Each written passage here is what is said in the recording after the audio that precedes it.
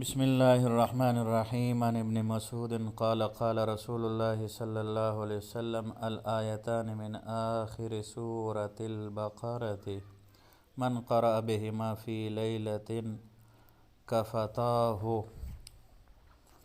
معزز سامعین کرام، آج میں آپ کے سامنے سورہ بقرہ کی آخری دو آیات پر کچھ معروضات آپ کے سامنے پیش کرنا چاہتا ہوں۔ اس کی فضیلت اور ان دو آخری آیات کی برکات اور ان دو آیات کے پڑھنے کی اہمیت جو ہے وہ آپ کے سامنے بیان کرنا چاہتا ہوں۔ ایفا ابن عبد الکلاعی سے روایت ہے کہ ایک شخص نے رسول اللہ صلی اللہ علیہ وسلم سے عرض کیا، یا رسول اللہ، قرآن کی کون سی سورت سب سے زیادہ عظمت والی ہے؟ آپ صلی اللہ علیہ وسلم نے فرمایا، قل هو اللہ احد۔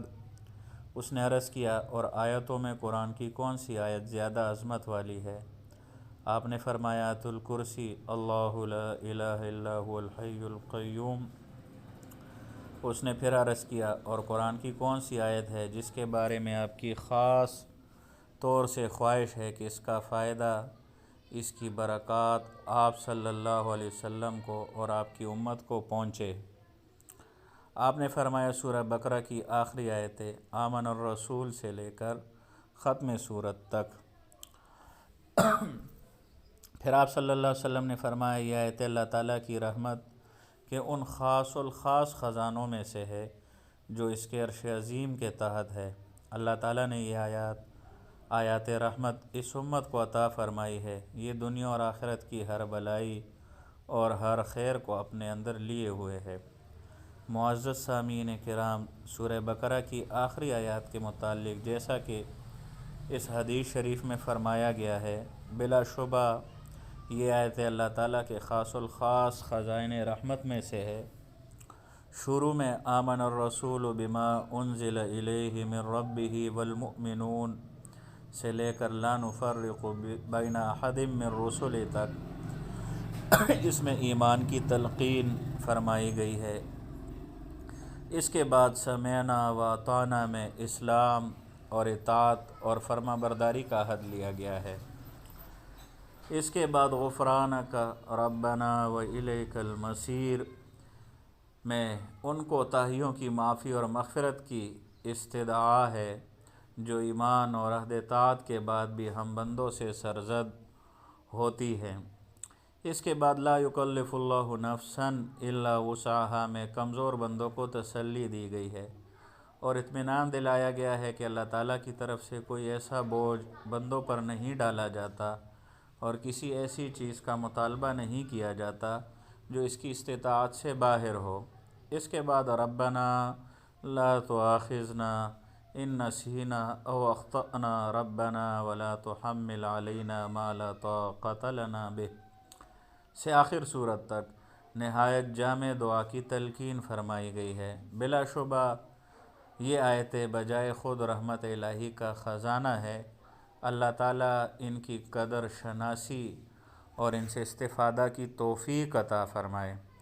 چنانچہ جبیر ابن نفیر کی روایت سے ایک روایت ہے کہ رسول پاک صلی اللہ علیہ وسلم نے ارشاد فرمایا کہ اللہ تعالیٰ نے سورہ بقرہ کو ایسی دو آیتوں پر ختم فرمایا ہے جو اس نے اپنے خاص خزانے سے مجھے عطا فرمائی ہے، جو اس کے عرش عظیم کے تحت ہے۔ تم لوگ ان کو سیکھو اور اپنی خواتین کو سکھلاؤ، کیونکہ یہ آیتیں سراپا رحمت ہے اور اللہ تعالیٰ کے تقرب یعنی اللہ تعالیٰ کے قرب کا خاص وسیلہ ہے اور ان میں بڑی جامع دعا ہے۔ واضح رہے کہ اس میں یہ جبیر ابن نفیر جنہوں نے یہ حدیث رسول اللہ صلی اللہ علیہ وسلم سے روایت کی ہے، یہ تابعی ہے اور انہوں نے صحابی کا ذکر نہیں کیا جن سے ان کو یہ حدیث پہنچی، اس لیے یہ حدیث مرسل کہلاتی ہے۔ انشاءاللہ کسی موقع پر حدیث مرسل پر بھی بحث کریں گے کہ حدیث مرسل بھی مستقل حجت ہوتی ہے۔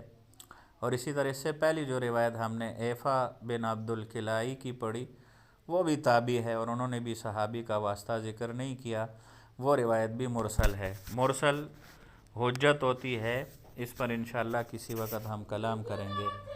آخری روایت جو ہے وہ بخاری اور مسلم کی ہے۔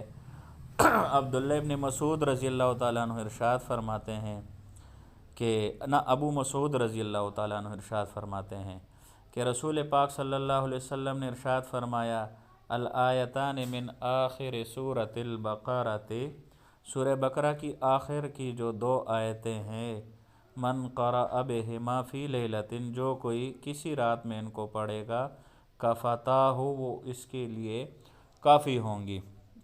حدیث کا مطلب بظاہر یہ ہے کہ جو شخص رات کو بقرہ کی یہ آخری آیتیں پڑھ لے گا وہ انشاءاللہ ہر شر سے محفوظ رہے گا۔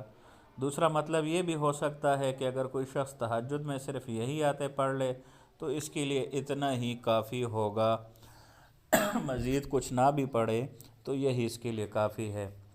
بہرحال ان احادیث میں جو ہے سورہ بقرہ کی آخری 2 آیات آمن الرسول سے لے کر ختم سورت تک بڑی فضیلت بیان کی گئی ہے، اور بھی احادیث میں اس کی فضیلت بیان کی گئی ہے۔ اللہ جل جلالہ سے دعا ہے کہ اللہ تعالیٰ مجھے بھی اس پر عمل کرنے کی توفیق عطا فرمائے اور سب مسلمانوں کو عمل کرنے کی توفیق عطا فرمائے۔